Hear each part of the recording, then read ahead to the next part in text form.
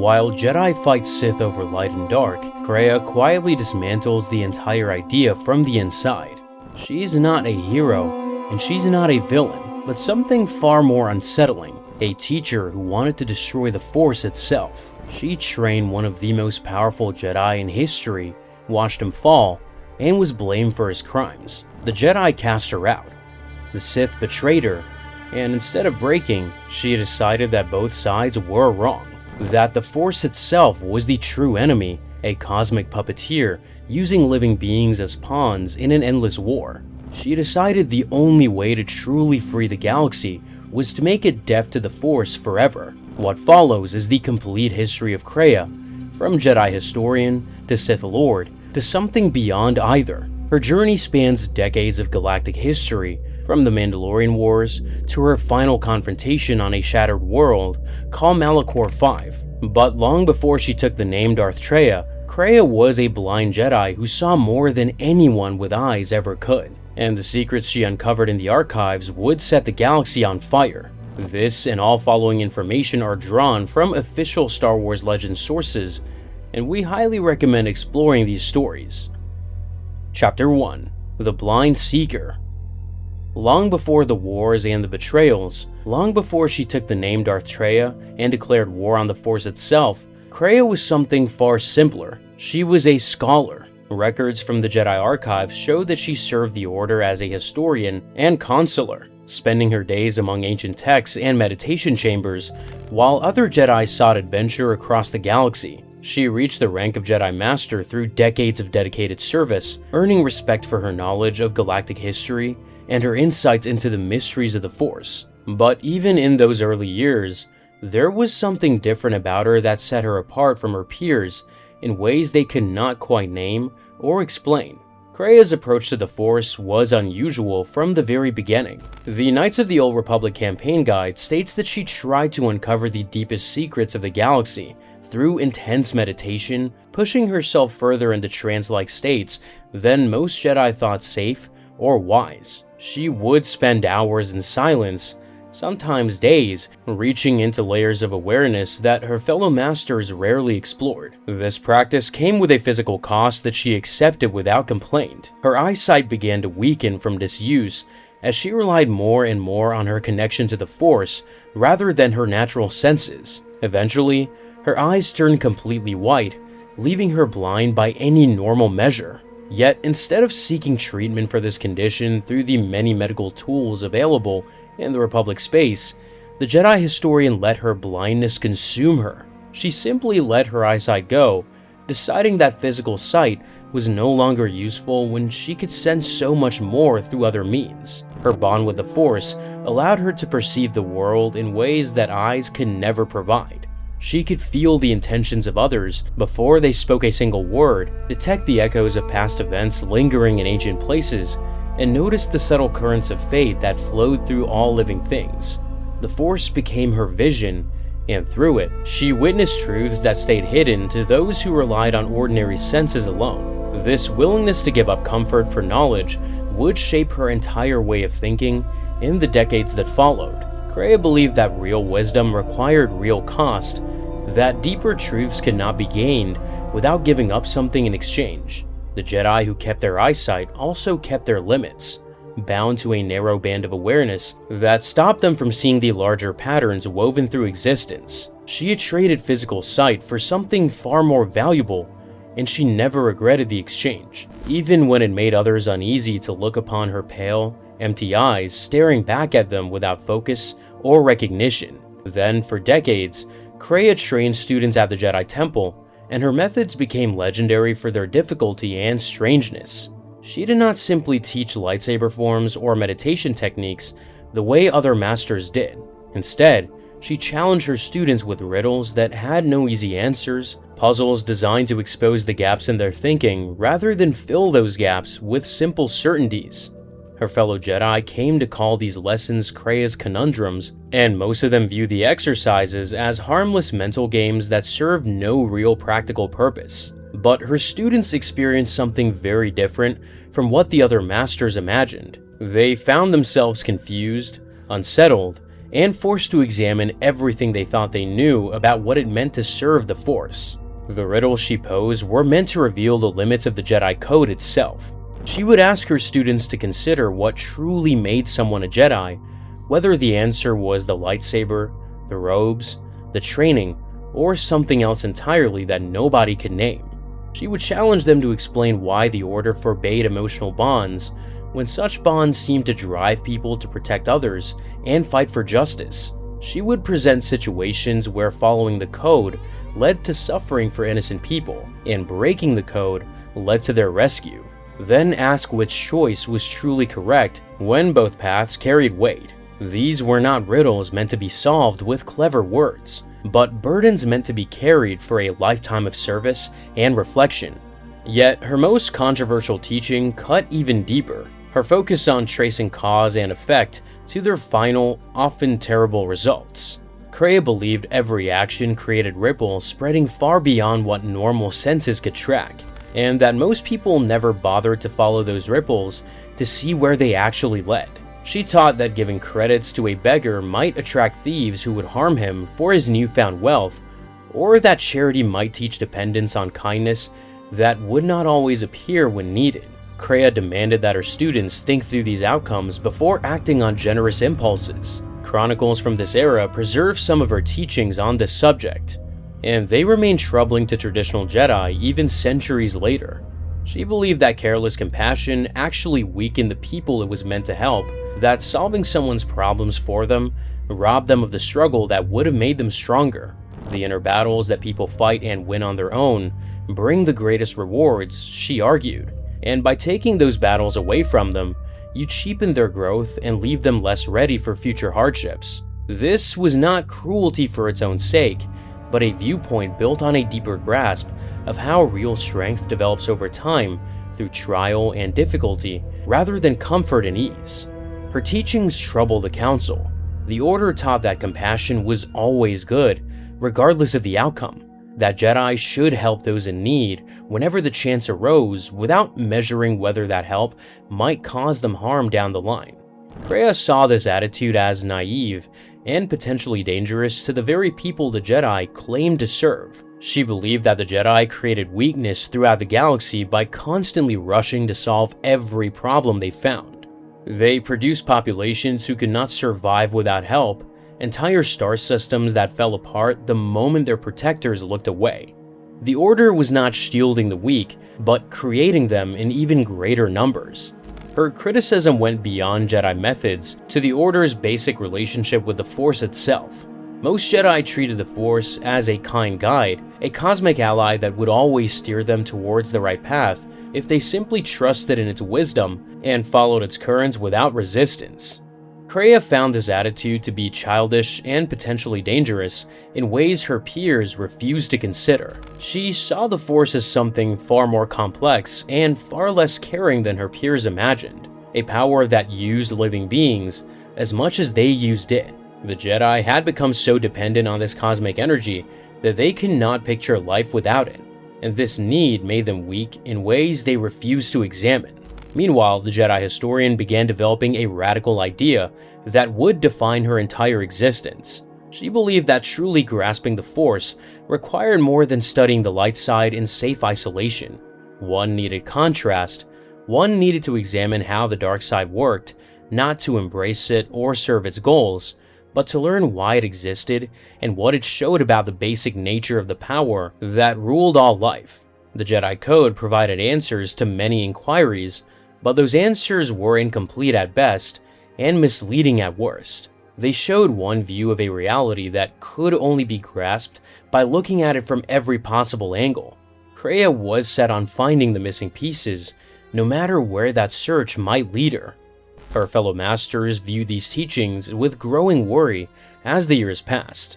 They did not grasp why she pushed her students to challenge the code so hard, or why she seemed to find value in viewpoints that bordered on forbidden thinking. The Jedi Council preferred certainty above all else, clear rules that could be followed without gray areas or personal interpretation, and Kreia's conundrums threatened that certainty with every troubling inquiry she posed to young minds still forming their beliefs. They put up with her because she produced results, because her students often became capable and thoughtful Jedi who served the Order well, but they never fully trusted her methods or the drives behind them.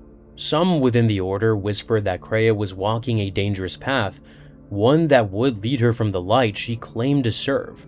Others defended her as a needed voice of disagreement, someone who kept the Jedi honest by challenging their easy assumptions about the nature of wisdom and virtue. But no matter where individual masters stood on the matter, everyone agreed on one basic truth. Kreia was different from the rest of them. She saw the galaxy through eyes that no longer worked in the physical sense, and perhaps because of this, she noticed patterns and possibilities that others missed entirely. The campaign guide records that a Jedi Master named Aaron K served as one of Revan's earliest teachers before being cast out from the Order for having a secret child with an Akani general. The links between K and Kreia have sparked debate among historians for generations. Both women trained Revan during his formative years. Both were cast out from the Order under disputed circumstances. Both were believed to have fallen at the Battle of Malachor V, yet neither body was ever found or confirmed destroyed. Whether Kreia and Aaron K were the same person using different names at different points in her life remains officially unproven, but the possibility adds another layer of mystery to an already puzzling figure. What historical texts confirm without doubt is that Kreia's time as a simple Jedi scholar would not last forever. Her troubling inquiries drew attention from those who feared her influence on young minds, and from those who were pulled towards her unusual wisdom, like travelers seeking shelter from a storm. Among her many students over the decades, one would stand out above all the rest. A gifted young Jedi whose hunger for knowledge matched her own, and whose unwillingness to accept easy answers would reshape the galaxy itself. That story begins with a name that would echo through history long after both teacher and student had passed into legend. Chapter 2: The Student Called Revan. Of all the students who passed through Kreia's care over the decades, none left a deeper mark on her thinking than the young Jedi who would one day be known across the galaxy as Revan. From the moment he arrived at the Jedi Temple as a child, there was something different about him that set him apart from his peers. He was gifted in ways that defied easy labels, taking in lessons at a speed that left his teachers struggling to keep up with his hunger for knowledge. But what truly caught Kreia's attention was not his raw talent with the Force, as remarkable as it was. What drew her to this particular student was his refusal to accept answers that felt incomplete. When other Padawans nodded along with their masters and memorized the code without thought, Revan asked why. He demanded reasons that satisfied his mind, and he grew restless when those reasons contained gaps. Records from this period show that Kreia served as one of Revan's earliest and most shaping teachers during his formative years at the temple. The Jedi Council looked upon her methods with worry even then, concerned that her unusual approach would lead promising students down dangerous paths. But Revan thrived under her guidance in ways that surprised everyone, including Kreia herself. He did not simply take in her lessons about cause and effect, about the limits of the code, about the need for contrast to reach true grasp. He made them fully his own and began building upon them, reaching conclusions that even his teacher had not fully put into words. In Revan, Kreia had found something rare. She had found a mind that could match her own. The bond between teacher and student grew into something more layered than simple instruction. Kreia came to see Revan as her greatest success, living proof that her methods could shape Jedi of rare quality. Jedi historical texts note that she regarded him as power itself. This was not merely power in the sense of being able to move objects or overcome opponents in battle, but power in a more basic way. Revan had an unshakable will that bent events to his desires, rather than letting events dictate his choices. He grasped that the galaxy rewarded those who acted with purpose, and he refused to be held back by rules that existed only because nobody had thought to challenge them before. Yet even her respect for Revan did not blind Kreia to aspects of his nature that troubled her. Even as she nurtured his growth, she could not grasp her former students' interest in droids and machines. in things that were dead to the Force and therefore beyond its reach. The campaign guide notes that Kreia believed this interest came from a darker impulse, a desire for followers who would obey his commands without question or pause. A droid did not argue back. A droid did not raise moral concerns. A droid simply carried out its orders, regardless of what those orders might mean. Kreia suspected that Revan would have loved nothing more than to surround himself with living beings who acted the same way, empty vessels who carried out his will without the burden of independent thought. Yet, despite these worries, Kreia believed Revan stood for something vital about the Force itself.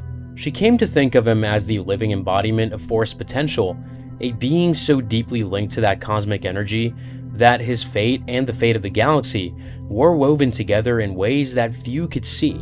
The Force flowed through Revan more strongly than through almost anyone else Kreia had ever met, and this bond gave him insights that others could not reach.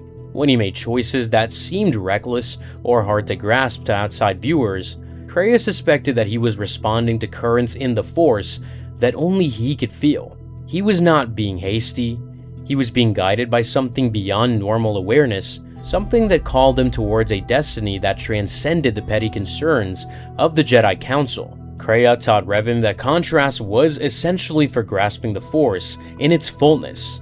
Studying only the light side was like trying to understand a sculpture by looking at it from only one angle. You might think you knew what it looked like, but your knowledge would be incomplete and possibly wrong in important ways. Only by examining the subject from every possible viewpoint could you hope to grasp its true form. She encouraged him to question the simple division of the galaxy into light and dark, good and evil, Jedi and Sith. These labels struck her as childish oversimplifications that stopped people from seeing the true complexity of existence. A person could do terrible things for noble reasons. A person could do kind things that produce awful results down the line. Revan absorbed these lessons more deeply than anyone Kreia had ever taught. He studied the ways of the Jedi with care, mastering their methods and taking in their views until he knew them better than most masters on the Council. But he did not stop there.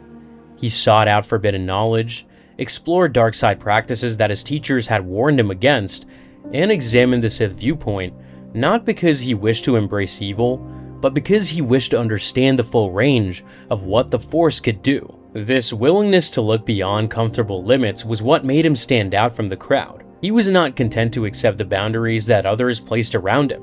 After leaving Kreia's care, Revan sought out other masters to continue his training. He studied under Zar Lestin and Dorak, absorbing their teachings and adding them to the foundation that his first teacher had built. He rose through the ranks of the Order with remarkable speed, reaching the position of Jedi Knight while still fairly young. But despite this added training from more traditional masters, the core of his thinking remained shaped by those early years with Kreia. He never forgot her conundrums about the limits of the code. Kreia's teachings had given Revan the tools to see what other Jedi would not admit. The Order claimed to serve the light, but that service often looked like standing aside while innocent people suffered. The Council preached wisdom, but that wisdom often served as an excuse for inaction when action was needed most. These insights would soon be tested when a new threat emerged from beyond the Outer Rim, and Revan's response would change everything for his former teacher and for the galaxy itself. Chapter 3: The Council's Judgment. The year was 3964 BBY, and the galaxy was burning. Mandalorian Neo-Crusaders had launched a massive invasion of Republic space, sweeping through the Outer Rim with a brutality that shocked even seasoned military commanders. World after world fell to the warrior clans, their populations either conquered or scattered as refugees fleeing towards the core. The Republic military fought back where it could, but it was losing ground with each passing month. Billions of innocent lives hung in the balance, and everyone looked to the Jedi Order for help. After all, the Jedi had always been the guardians of peace and justice in the galaxy. Surely they would rise to meet this threat. But the Jedi Council refused to act. Records from this period show that the masters who governed the Order chose to remain on the sidelines while the Mandalorians continued their campaign of conquest. They preached care and caution warning that rushing into war would be reckless and could lead to disaster. The Council sensed something hidden behind the Mandalorian aggression, a more serious threat that had not yet shown itself, and they feared that stepping in too soon would play into the hands of an unknown enemy. They meditated, they debated, they waited for the Force to provide clarity while entire worlds were being crushed beneath Mandalorian boots. Yet for Kreia, watching from the Jedi Temple, this refusal to act was cowardice dressed in noble words. She had spent decades teaching her students to think through the results of their choices, to trace the ripples of every action to their final outcomes. Now, she was witnessing the results of inaction, and those results were measured in body counts that grew larger every single day. The Jedi Code spoke of protecting the innocent and serving the greater good, yet the Council was doing neither of those things. They were hiding behind doctrine while the galaxy screamed for help that would never arrive from those who claimed to be its protectors. The gap between Jedi ideals and Jedi behavior had never been clearer to the aging master. She had always believed that the code was incomplete, that it failed to provide answers for every situation a Jedi might face. But now, she began to suspect something worse. Perhaps the code was not merely incomplete, but actively harmful. A set of rules that sounded noble in theory, but produced paralysis when action was needed most. The Masters spoke endlessly about the dangers of the dark side, about the value of patience and staying calm. Yet their caution was allowing evil to spread unchecked across hundreds of star systems while they sat safely in their temple. Then, one of her former students saw the same gap between words and deeds, and unlike the Council, he acted. The young knight returned to Kreia during the early years of the conflict, seeking her guidance on a matter that troubled him deeply. The Council claimed that patience was a virtue, that the Force would show the right path in time, but Revan saw worlds falling every day while the Jedi meditated. He watched innocents perish while his superiors debated fine points of doctrine. Kreia did not give him simple answers because simple answers were not her way, but she did not tell him to stop pushing against the Council's inaction either. And perhaps that silence was answer enough for a young man looking for permission to act. What happened next would reshape the galaxy and seal Kreia's fate within the Jedi Order. Revan made his choice. He would not wait for approval that would never come. He would not meditate while the Republic crumbled around him. Instead, he began gathering other Jedi who shared his frustration with the Council's refusal to act, building a movement of like-minded warriors willing to defy their masters openly. These rogue Jedi argued that the Order's own values demanded action rather than thought alone.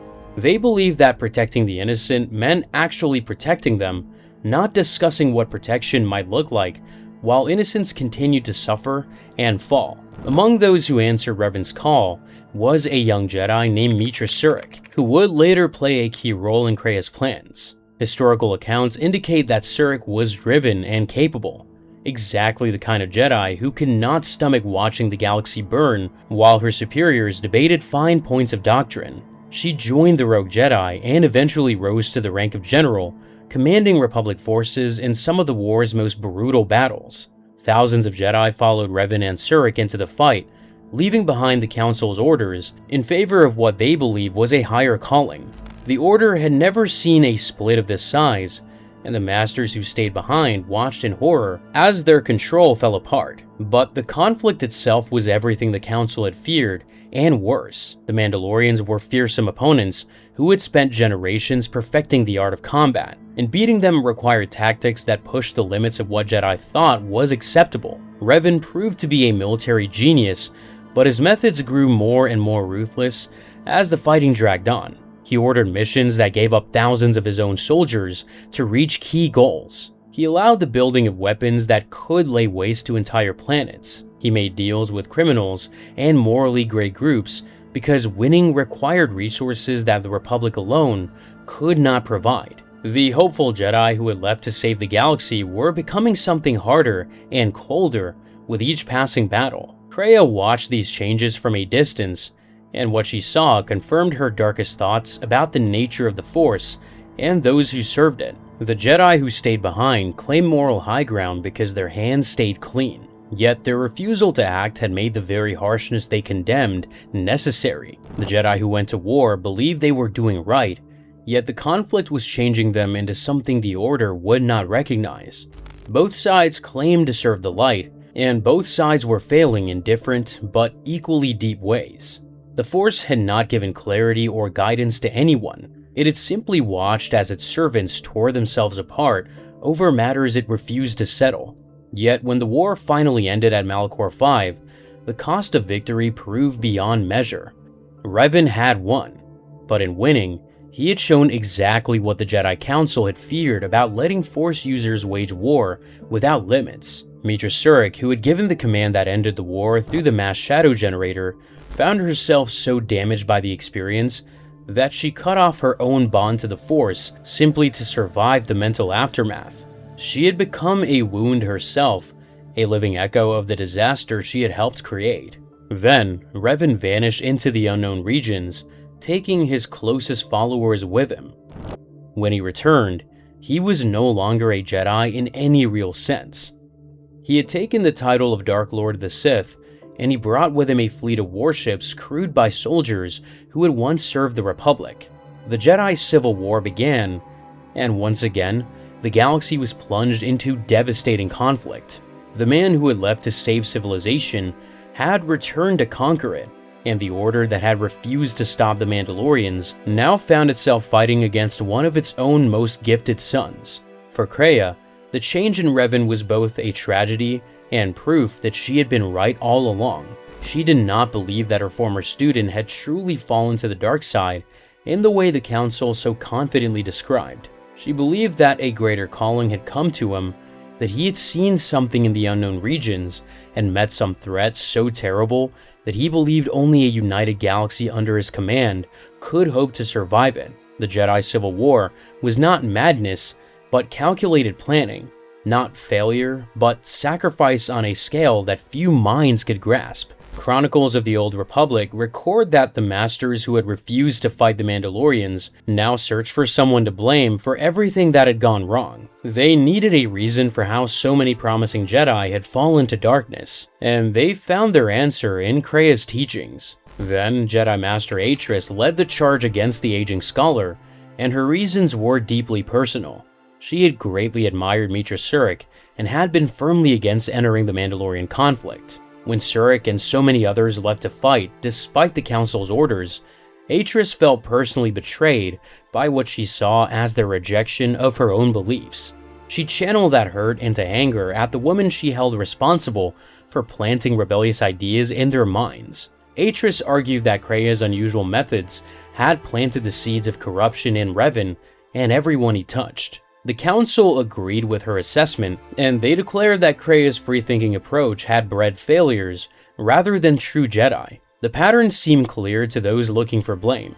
Every student who had left to join the war could be traced back to Kreia's influence. Every Jedi who had fallen to the dark side had at some point been exposed to her conundrums. The Council did not ask whether their own refusal to act had played any role in driving young Jedi to desperate measures.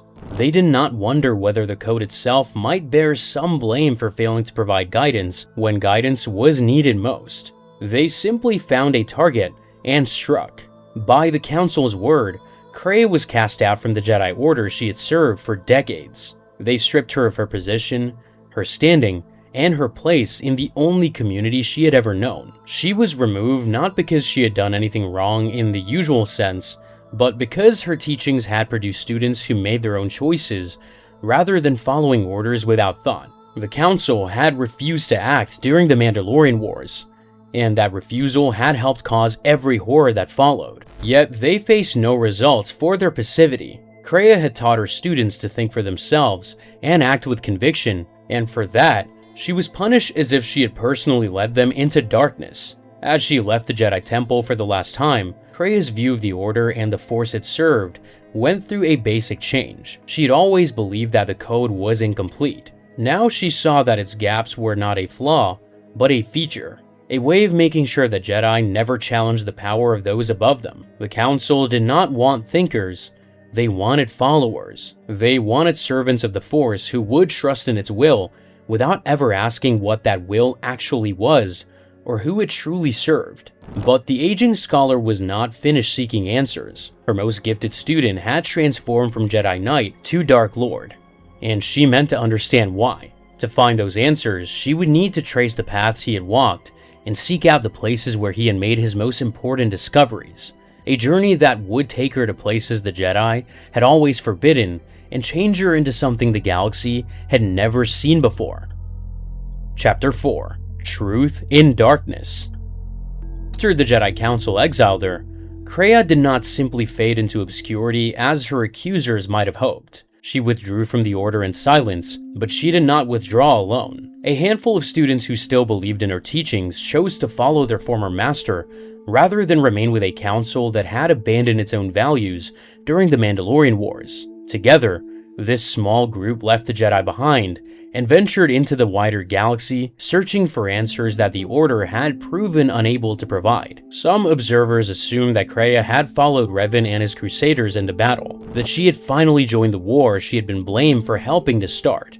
But the truth was far more complex and far more dangerous than anyone guessed. Kreia had no interest in fighting Mandalorians or serving as a general in someone else's campaign. Her goal was something more personal and more profound than warfare. She meant to trace her former students' footsteps, to walk the paths that Revan had walked, and to find whatever secrets he had uncovered during his change from Jedi Knight to Dark Lord. Somewhere along that journey, Revan had found knowledge that changed everything he believed about the Force and his place within it. Kreia wanted to find that same knowledge for herself. She wanted to grasp what had turned her most gifted pupil into something the galaxy could not recognize. Her search led her at last to a world that should have been avoided by any sensible traveler.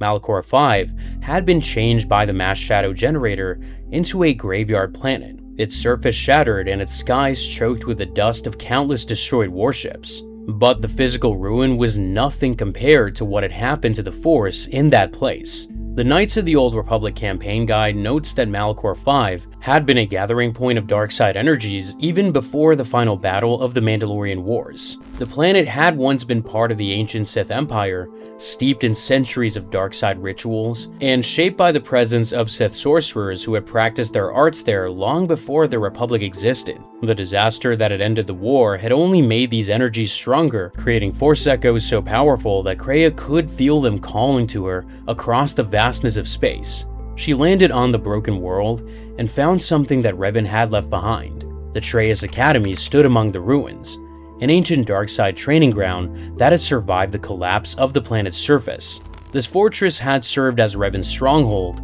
during his time as Dark Lord, and it contained secrets that the Jedi Order had never suspected existed. The Academy held the deepest and most guarded knowledge of the Sith, preserved in holocrons and manuscripts that dated back thousands of years to the original Sith Empire. Kreia had found a library of forbidden wisdom, yet the Sith assassins guarding the Academy did not attack her when she arrived. Historical records indicate that these warriors had been left behind by Revan to protect his stronghold, and they recognized Kreia as their master's former teacher. Rather than treating her as an intruder to be removed, they welcomed her as someone who had a rightful claim to the knowledge within these walls. They presented her with Sith Hermetica, ancient manuscripts written by sorcerers who had devoted their lives to grasping the true nature of the Force and the cosmos it ruled. Kreia accepted these texts and began to study them with the same focus she had once applied to Jedi teachings, set on learning whatever truths they contained, no matter how disturbing those truths might prove to be. What she found in those manuscripts changed her forever. The Sith sorcerers who had written these texts claimed to possess special insight into secret realities that ordinary beings could never perceive. They argued that the random and pointless nature of existence was obvious to anyone who bothered to look, that life seemed chaotic and meaningless because it genuinely was chaotic and meaningless on the surface. But awareness of the Force exposed this obvious fact as a lie, a comforting illusion that hid something far more troubling beneath. The Force was not a neutral energy field that living beings could tap into for power. It was a conscious entity with its own will, and it shaped everyone who touched it to serve purposes they could never grasp or agree to. The manuscripts claim that the Force betrayed those who were sensitive to its call, By granting them power, it chained them to a cosmic plan that cared nothing for their individual desires or well-being. Force users believed they were making choices, but those choices were guided by currents they could not perceive. They thought they were acting freely, but they were puppets dancing on strings held by an entity that viewed their lives as tools to be used and discarded. The Sith sorcerers who wrote these texts believed that Force sensitives lived a lie, trapped in a twisted and chaotic universe that pretended to offer meaning while actually offering only servitude. Kreia took in these ideas and found that they confirmed suspicions she had carried for decades without fully putting them into words. She had always sensed that the Force was more than the Jedi described, that their teachings about a kind cosmic ally were dangerously incomplete. Now, she grasped the full scope of what she had only glimpsed before. The Force did have a will of its own. It did control the fates of living beings without their knowledge or consent.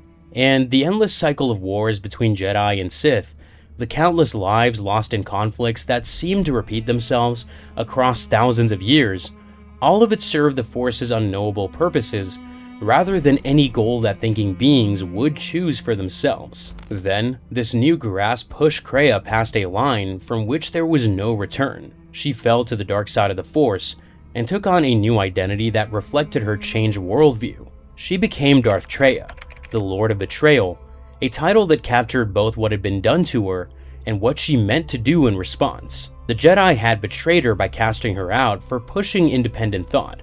Revan had betrayed her by becoming something she could not follow. The Force itself had betrayed every being who had ever trusted in its guidance, and now Traya would betray them all in turn, using the very power she despised to wage war against the cosmic tyrant that held the galaxy prisoner since the beginning of recorded history. Her studies at the Telos Academy also reveal the existence of an ancient threat lurking beyond the borders of known space. Chronicles from this era record that the true Sith, remnants of the original Sith Empire, had survived in the unknown regions for over 1,000 years. Revan had found this threat during his campaigns, and his change into a Dark Lord had been at least partly driven by his desire to ready the Republic for what was coming. Set on continuing the legacy her former student had built, Traya began rebuilding the Sith presence on Malachor V. She brought the Telos Academy back to life as a training ground for a new generation of dark-side followers, turning and recruiting Force sensitives who shared her anger towards the Jedi Order. The Sith troopers who had served under Revan pledged their loyalty to her as his former master, recognizing her claim over the remnants of his empire. Within a few years, Traya had changed herself from a cast-out scholar into the Dark Lord of the Sith, commanding forces that could threaten the very order that had thrown her away. But Traya was not interested in building an empire for its own sake or personal glory. Her goal remained the same as it had been since she read those ancient manuscripts and grasped what the Force truly was. She wanted to find a way to break its hold over the galaxy. To reach this goal, she needed to grasp how the Force could be wounded, how its grip could be weakened or cut entirely. She began hunting for beings who had suffered such wounds, and what she found gave rise to the most terrifying alliance the galaxy had ever seen. Chapter 5: Betrayal Made Flesh. Her search led her to two beings who stood as the most extreme examples of Force trauma she had ever encountered. Darth Nihilus had been created by the mass shadow generator at Malachor V, changed from a living person into something that could barely be called alive at all. He was a wound in the Force given form, an entity defined entirely by an endless hunger that could only be satisfied by consuming the life energy of others. Legends accounts describe Nihilus as slavery made flesh, a being so dependent on the Force that he had to feed on it constantly or cease to exist.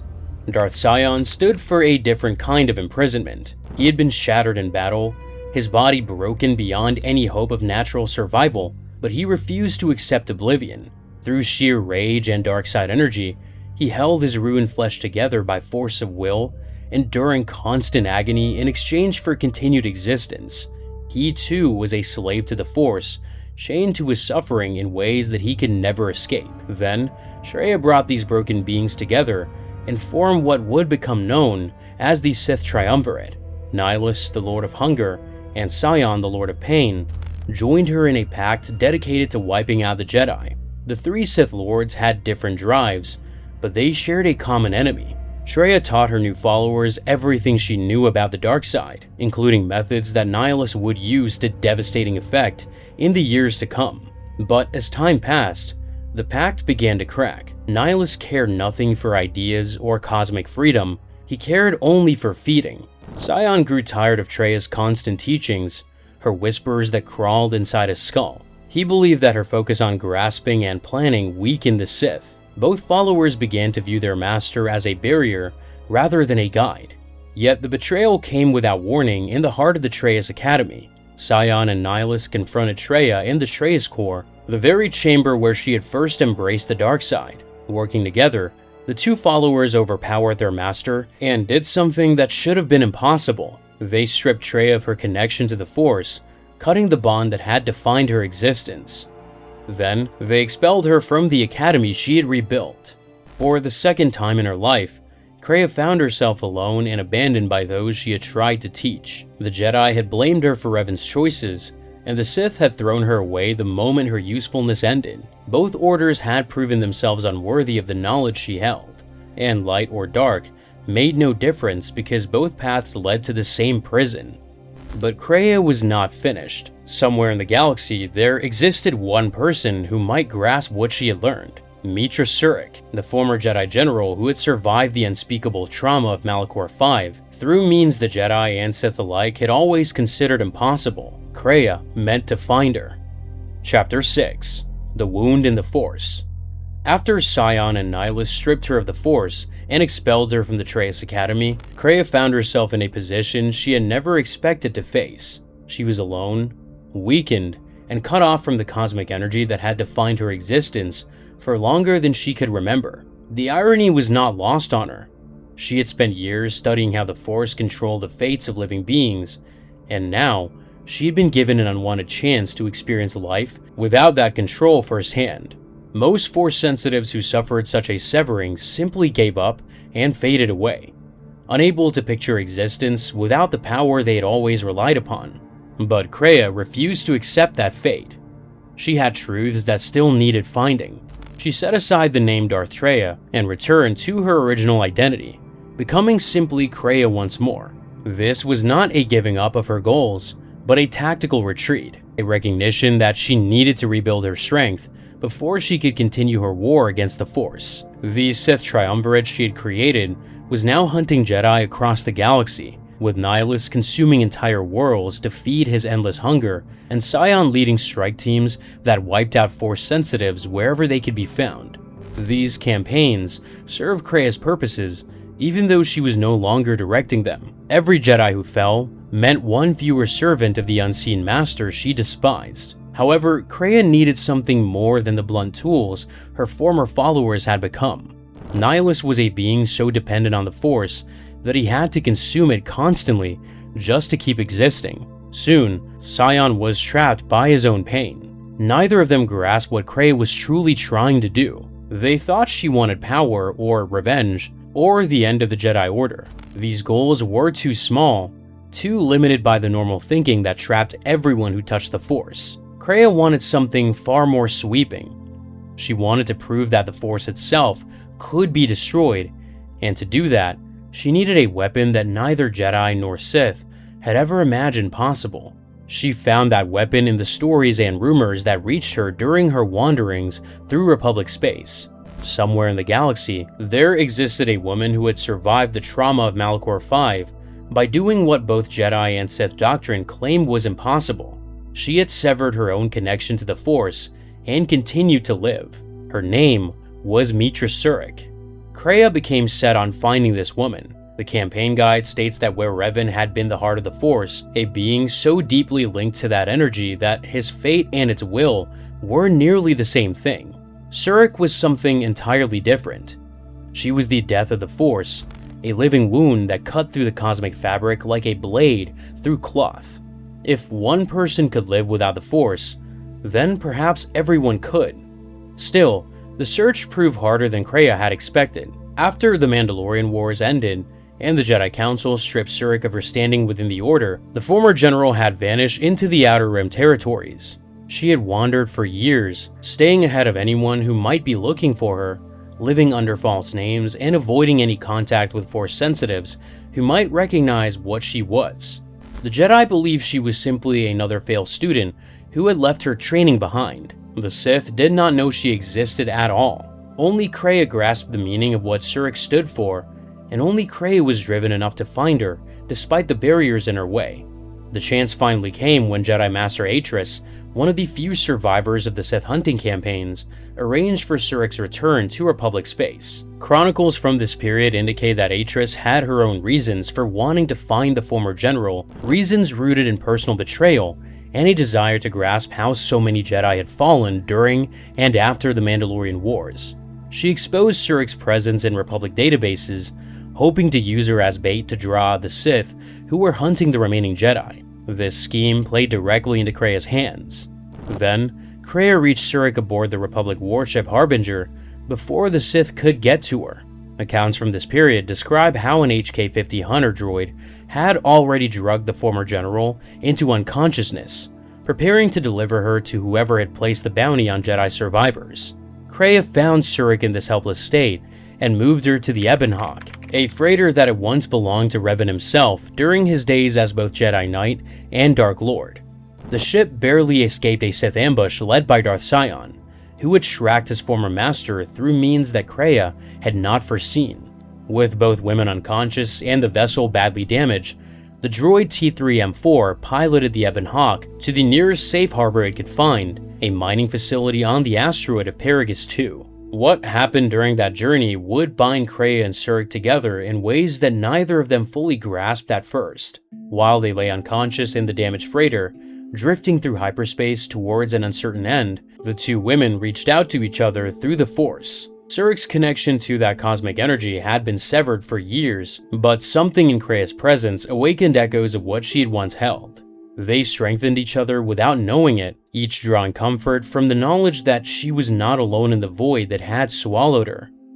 By the time they reached Peragus, a force bond had formed between them, linking their fates in ways that would prove impossible to break without destroying them both. Kreia revealed the nature of this bond to Surik after they escaped the mining facility together. She explained that the connection between them could prove fatal, that if one of them fell, the other would likely follow. This was not entirely a lie, but it was not entirely the truth either. Kreia had deep experience with force bonds from her years of teaching, and she grasped how to shape connections for her own purposes. The bond gave her access to Surik's thoughts and feelings, allowed her to guide the younger woman's choices in subtle ways, and make sure that Surik could not simply abandon her teacher without risking her own end. It was a chain dressed up as a lifeline, a form of control that Surik would not recognize until it was far too late to break free.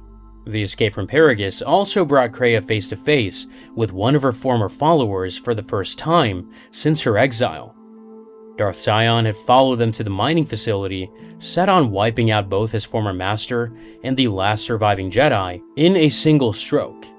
Kreia faced him alone, ordering Surik to flee while she held off the Lord of Pain. The duel that followed cost Kreia her left hand, severed by Sion's blade, in a moment of brutal swiftness. Because of their force bond, Surik felt the agony of this wound as if it had been inflicted on her own flesh. She experienced her new teacher's pain directly. Then, from the moment they escaped Peragus together, Kreia began reshaping Surik into the weapon she needed. She presented herself as a mentor figure, an elderly woman who wanted nothing more than to help her student reconnect with the Force and find her place in a galaxy that had cast her aside. She claimed that the Jedi Council had stripped her of her own Force connection, a lie designed to create shared ground between teacher and student. She suggested that together they might seek out the surviving members of the Council and prove that the Masters had been wrong about both of them. This goal gave Surik a purpose, a direction for the journey ahead, and it served Kreia's true aims perfectly while hiding them from view. Every lesson Kreia taught during their travels together was meant to challenge the beliefs that the Jedi Order had placed in Surik during her training.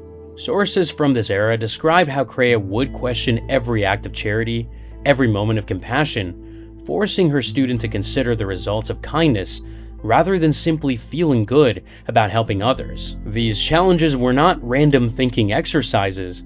They were aimed strikes on the foundations of Jedi training, meant to make Surik question everything she thought she grasped about compassion and service and the nature of the Force itself. But beneath all the lessons and manipulation, something unexpected began to grow. Historical accounts reveal that Kreia came to care for Meetra Surik as a person, not merely as a tool to be used for her greater purpose. The bond between them worked both ways, and Kreia found herself drawn to her student's strength, her resilience, her ability to endure suffering that would have broken lesser beings. Surik had survived the trauma of Malachor V by cutting away part of herself, and yet she had not become bitter or cruel or consumed by darkness. She remained capable of compassion even after experiencing horrors that defied description. This growing attachment did not change Kreia's ultimate goals, but it did shape how she pursued them. She wanted Surik to survive what was coming, wanted her to carry forward the lessons she had learned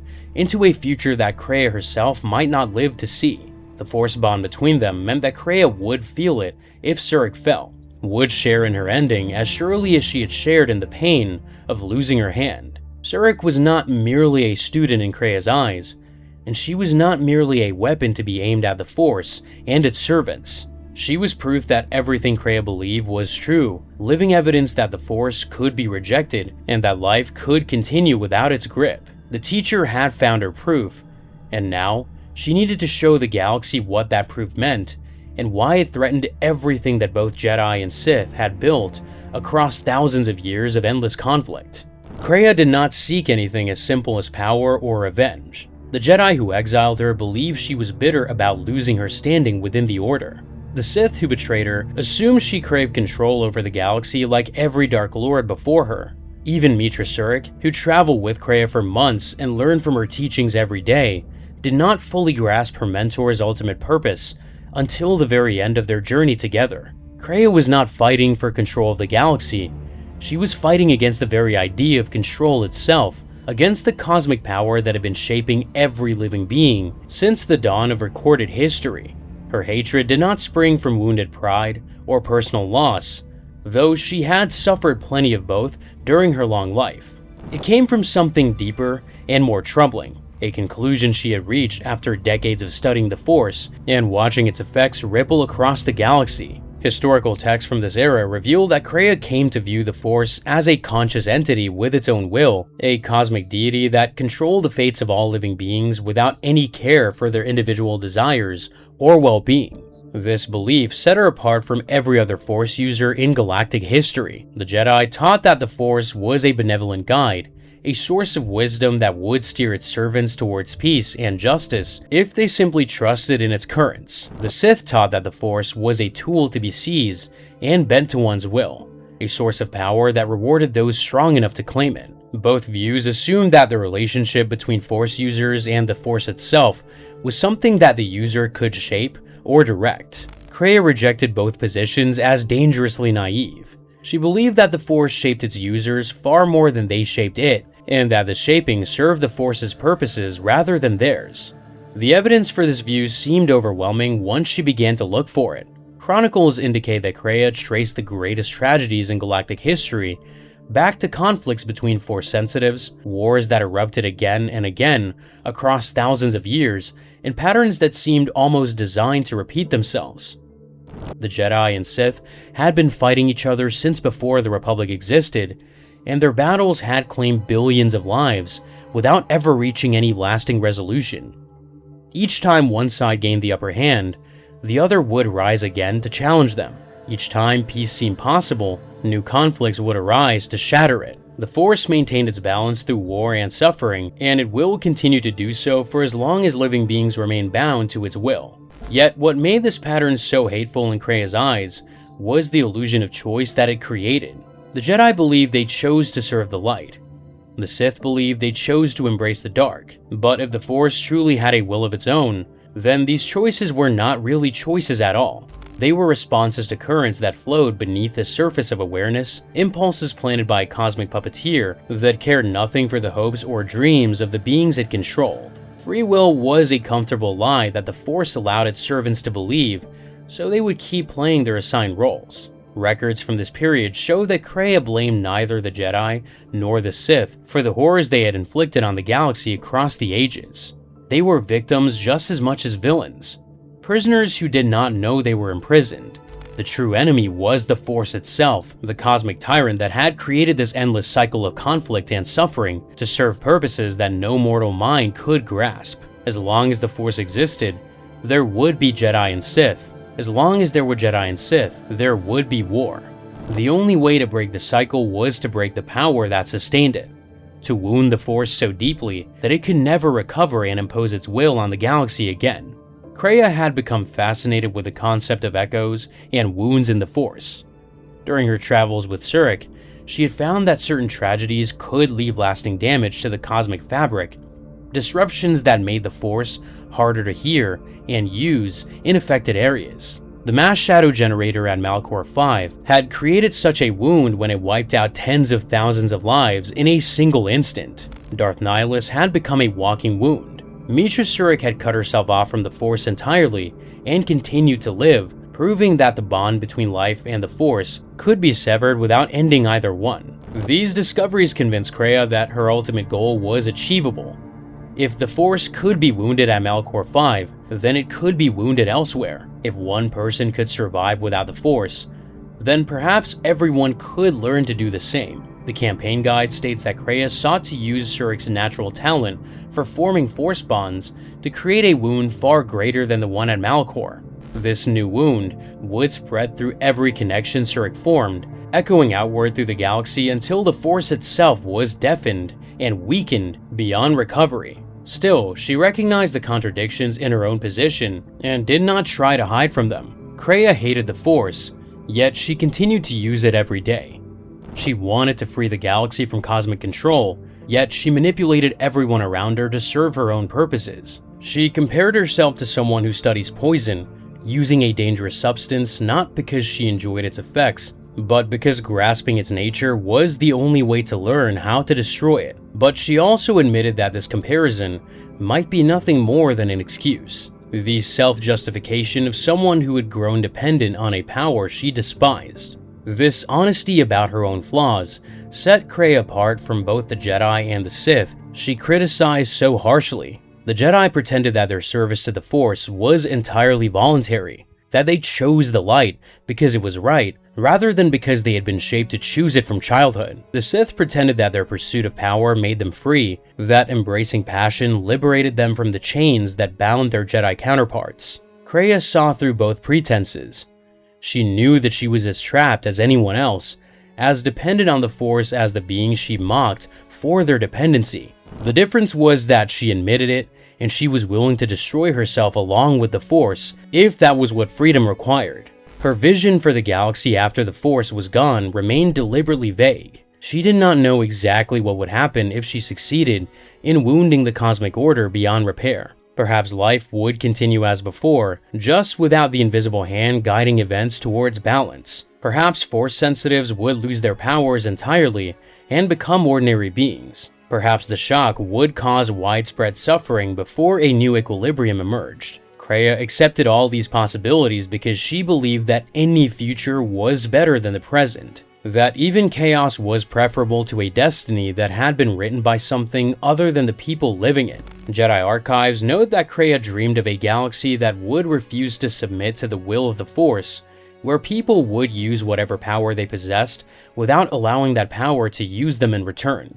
She hoped to show through Surik's example that rejecting the Force made a person stronger rather than weaker, that the struggle of living without cosmic guidance produced more genuine strength than any lightsaber technique or meditation practice. This vision was not about creating a new order of Force users who followed Kreia's teachings instead of the Jedi or Sith doctrine. It was about ending the need for such orders entirely, freeing thinking beings from a cycle of conflict that had claimed countless lives without ever resolving anything. Yet she knew that both the Jedi and Sith would view her ideas as the ravings of a fanatic. Sources from this era suggest that Kreia chose to work from the shadows precisely because open advocacy of her views would have turned every Force user in the galaxy against her. She hid her true identity from those who might have recognized her using her powers to cloud minds and erase memories so that she cannot move through the galaxy without drawing the attention of her many enemies.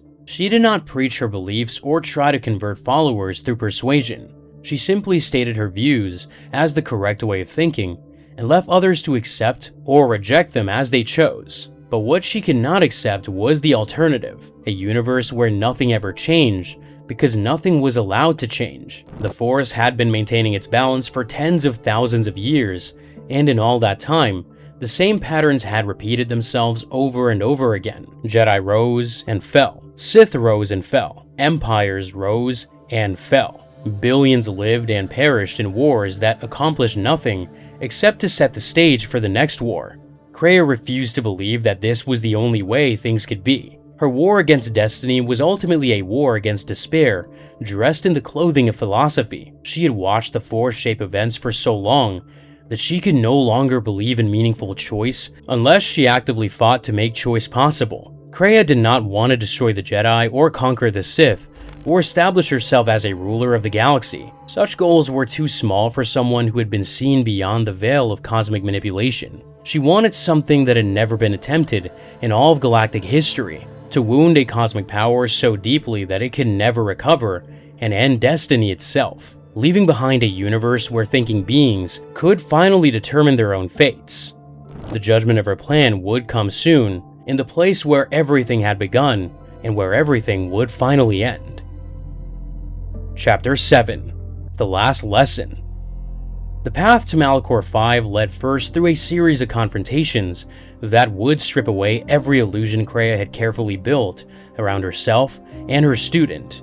Meetra Surik had spent months traveling the galaxy at her teacher's side, seeking out the surviving members of the Jedi Council to learn why they had exiled her after the Mandalorian Wars. Kreia had encouraged this quest from the beginning, knowing that the journey would force Surik to question everything she thought she knew about the Order that had rejected her. But the answers waiting at the end of that journey would prove more painful than either the teacher or the student had fully prepared for. The surviving Jedi Masters finally gathered on Dantooine, in the ruins of the Enclave that had once trained generations of Force users before the Sith Wars reduced it to rubble. Surik came seeking the truth about what had been done to her, and the Masters provided it in terms that shattered the story Kreia had told. Historical records from this era reveal that the Council had not stripped Surik of her Force connection after the war. She had done it to herself, unconsciously severing her own bond with the Force in order to survive the psychic trauma of Malachor V. The Council had merely recognized what had already happened and expelled her because they feared what she represented. In their eyes, she was a wound in the Force, a danger that could spread and consume everything it touched. Yet the Masters saw only a threat where Kreia had seen a possibility. They looked at Surik and perceived a hole in the cosmic fabric, an absence that could draw the Sith and destabilize the fragile balance they were trying to maintain.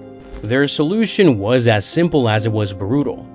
They would finish what Surik had started, stripping away whatever connection to the Force remained within her and leaving her completely severed from the power that had defined her existence since childhood. They believed this was the only way to protect the galaxy from the wound she carried, the only responsible choice given the danger she posed.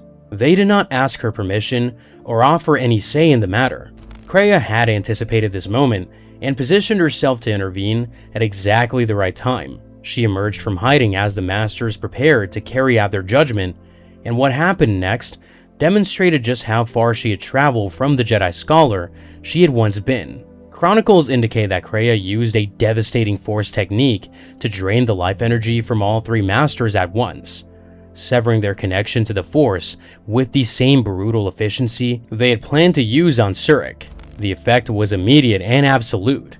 The Masters collapsed and did not rise again, their bodies intact but somehow emptied of everything that had made them alive. Surik would later describe them as worse than lifeless, like an absence in the Force where living beings had stood only moments before. This act revealed the truth that Kreia had been building toward throughout her teachings. The Jedi Master had been so dependent on the Force that they could not survive without it. They had spent their entire lives drawing on that cosmic power shaping their identities around their connection to it, until they'd become unable to exist as separate beings. When Kreia cut that connection, they simply ceased to function, like machines whose power source had been removed. They were slaves who had never recognized their own chains, and their inability to live without the Force proved everything Kreia had been saying about the dangers of such total dependency. Surik was horrified by what her teacher had done, but Kreia offered no apologies. The Masters had been about to destroy Surik's last remaining link to the Force, to finish the severing she had begun at Malachor and leave her completely cut off. They had treated her as a problem to be solved, rather than a person to be helped. More importantly, they had demonstrated through their own end the very flaw that made the Jedi Order so dangerous. They preach wisdom and balance, but they could not imagine existence without the Force guiding their every thought and action. Then, the confrontation with Atris on Telos provided another lesson in the failures of the Jedi way. Sources from this period described how Kreia revealed that Atris, the master who had engineered Surik's return to Republic space as bait for the Sith, had herself fallen to the dark side without even recognizing what had happened to her. The Sith relics she had gathered in her academy had corrupted her thinking over the years, twisting her dedication to the Jedi Code into something rigid and hateful. She had convinced herself that she remained a servant of the light, even as darkness consumed her from within. Kreia saw in Atris a mirror of her own journey, proof that the line between Jedi and Sith was far thinner than either side wanted to admit. The trap Kreia had set for Darth Nihilus also came to fruition during this period. The campaign guide states that she had fed false information to a Sith agent named Tobin, telling him that many Jedi had gathered on Telos, when in truth, only one remained there. Nihilus, driven by his endless hunger to consume Force energy, brought his flagship, the Ravager, to Telos, expecting a feast. What he found instead was Meetra Surik, and the confrontation that followed proved that Kreia had chosen her weapon well. When Nihilus attempted to drain the life force from Surik the way he had drained entire worlds, his power had no effect. She was a wound in the Force, an absence rather than a presence, and his hunger could find nothing to consume. The Lord of Hunger fell at last, brought down by the very emptiness that Kreia had recognized as the key to destroying everything he represented. With Nihilus gone and the Jedi Masters eliminated, only one piece of unfinished business remained. Kreia returned to Malachor V, the shattered world where her journey into darkness had begun years before. She confronted Darth Sion in the depths of the Traya Academy and forced him to submit to her will through sheer strength of presence. The Lord of Pain had once helped expel her from the Sith, had stripped her of her power, and had left her broken and alone.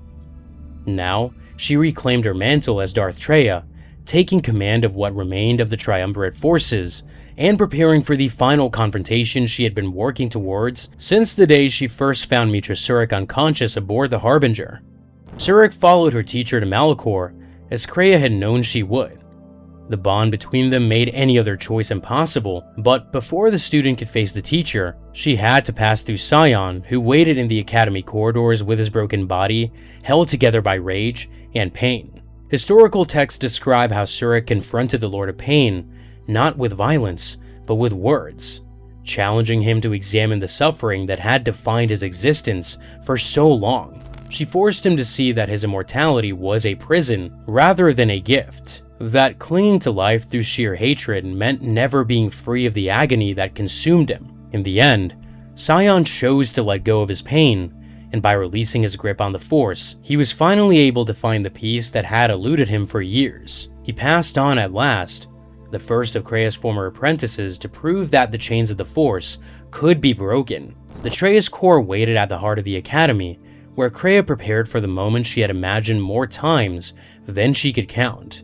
She had wondered whether Surik would come to save her or destroy her, whether a Jedi could find it within herself to show mercy to someone who had fallen so far. She had manipulated her student from the very beginning, used her as a weapon against enemies Surik barely understood, and lied to her about nearly everything that mattered. Yet some part of Kreia hoped that Surik would try to redeem her anyway, would offer her the compassion that Kreia herself had always dismissed as weakness. She wanted to see what her student was truly made of, whether the lessons she had taught had taken root, or whether Surik remained bound by the simple thinking of the Jedi who had trained her. The battle that followed pushed both women to their limits. Accounts from this era describe how Traya used her mastery of telekinetic combat to wield 3 lightsabers at once, each blade moving through the air with a will of its own, while she directed them through the Force. It was a display of power that few beings in galactic history had ever matched.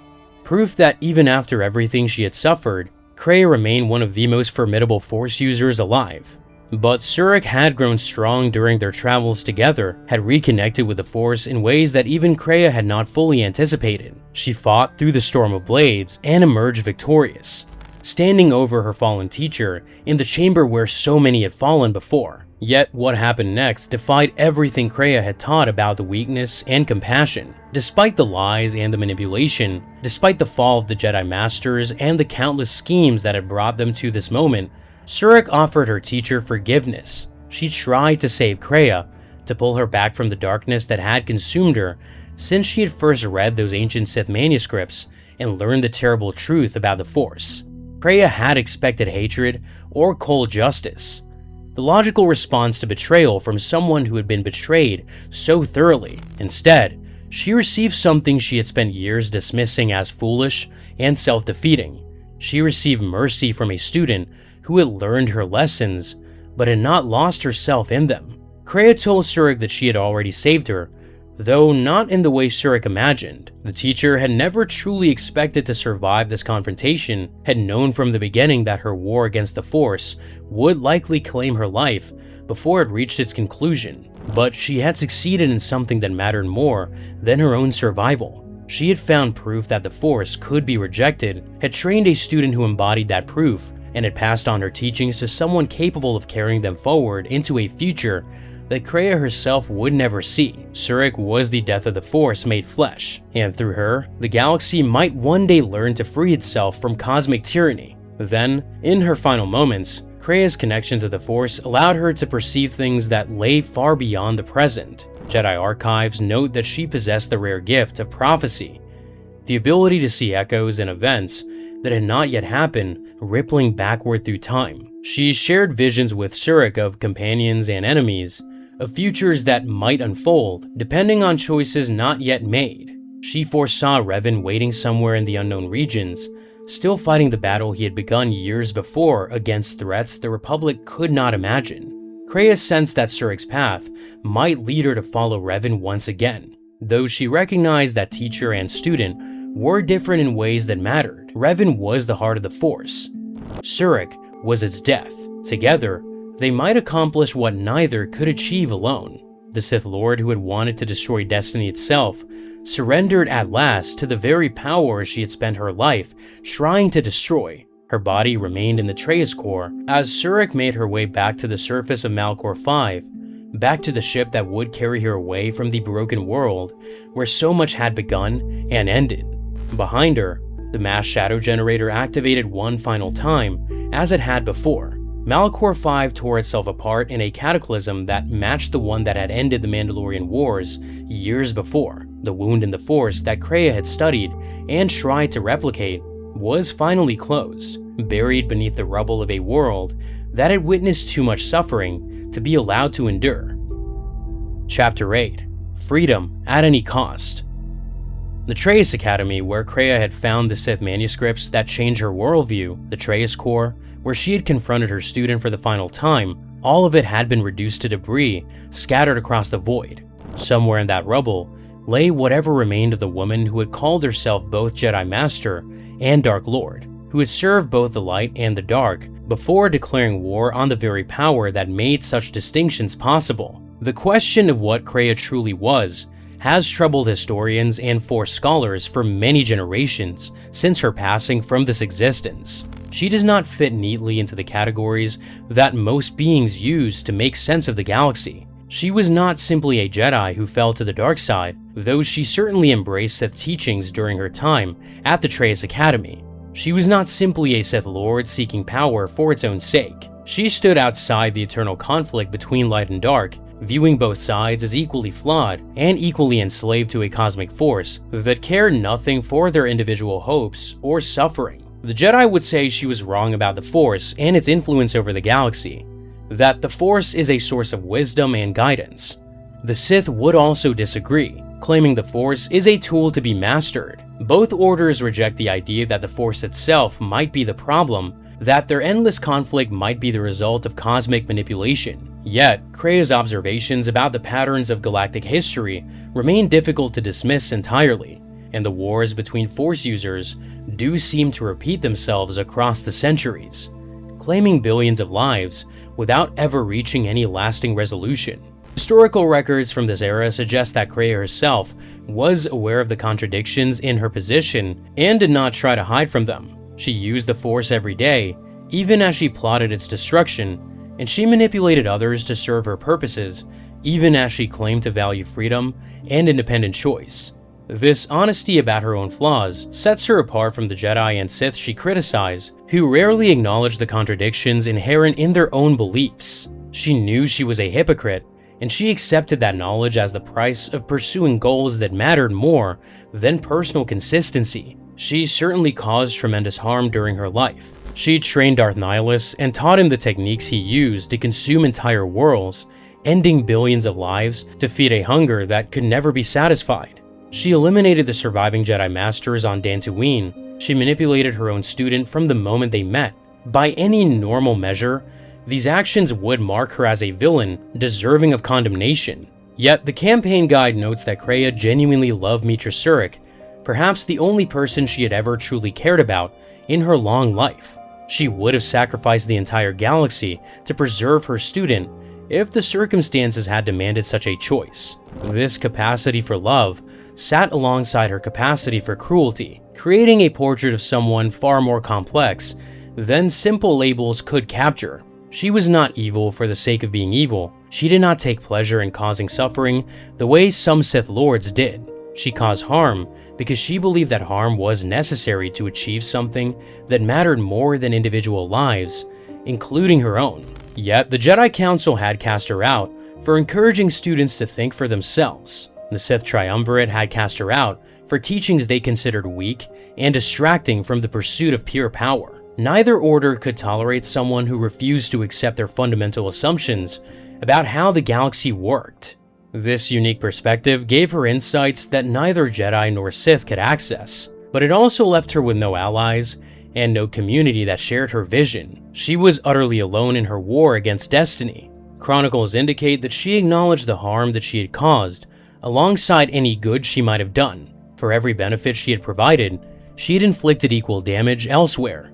The greatest Sith Lords in galactic history might have learned what they knew of evil from her teachings. She did not offer these observations as boasts or confessions, but simply as facts, recognizing that her legacy was as mixed and contradictory as her methods. She had tried to free the galaxy from cosmic control, and in pursuing that goal, she had become another source of suffering she claimed to oppose. And her ideas remain dangerous precisely because they contain elements of truth that are difficult to dismiss. The Force does seem to guide events in ways that individual beings cannot control or fully perceive. The wars between Jedi and Sith do seem to repeat themselves in patterns that suggest something deeper than random chance. The dependency that Force users develop on their powers does leave them vulnerable. Kreia pointed to these observations and drew conclusions that threatened everything both orders believed about themselves. She was wrong about so many things,